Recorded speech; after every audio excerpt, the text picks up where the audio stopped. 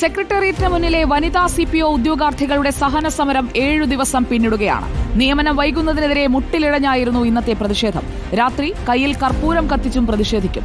സർക്കാരിന്റെ കണ്ണു തുറപ്പിക്കുന്നതിനായി ഓരോ ദിവസവും വ്യത്യസ്ത സമരങ്ങളുമായി ഇവർ രംഗത്തെത്തുമ്പോൾ കരളലിയിപ്പിക്കുന്ന കാഴ്ചകൾ കൂടിയാണ് സെക്രട്ടേറിയറ്റ് പരിസരത്ത് കാണാനാകുന്നത്.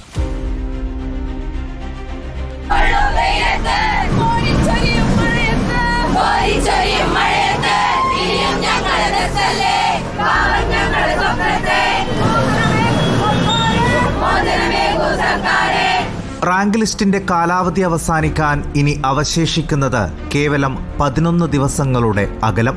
ഓരോ മണിക്കൂറിലും ആശങ്കയേറുകയാണ്.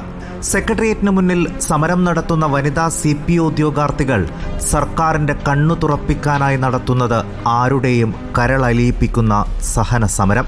നിരാഹാര സമരം 5ാം ദിനത്തിലേക്ക് കടന്നിട്ടും സർക്കാർ ചർച്ചയ്ക്ക് തയ്യാറാകാതെ വന്നതോടെ സെക്രട്ടേറിയറ്റിന് മുന്നിലെ ഫുട്പാത്തിൽ ഉദ്യോഗാർത്ഥികൾ കൂട്ടമായി ശയനപ്രദക്ഷിണം നടത്തി.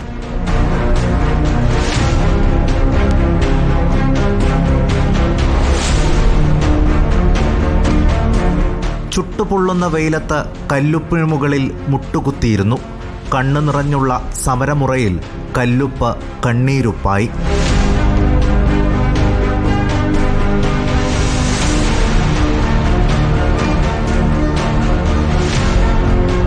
കൈകാലുകൾ ചുവന്ന റിബൺ കൊണ്ട് ബന്ധിച്ചായിരുന്നു ഇന്നലത്തെ സമരം. തലയിൽ പ്ലാവിലത്തൊപ്പിവെച്ച് പൊരിവെയിലത്ത് അവർ മുദ്രാവാക്യം മുഴക്കി.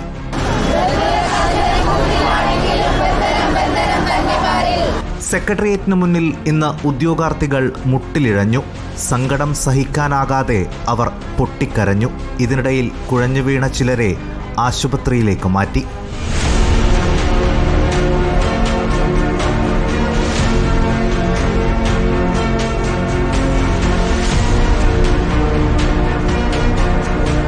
ഈ സമരം ഇവിടെ അവസാനിക്കുന്നില്ല.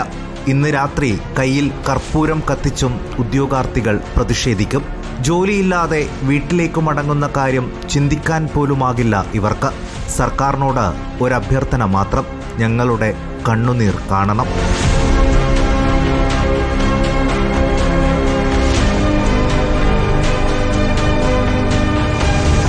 News desk reporter.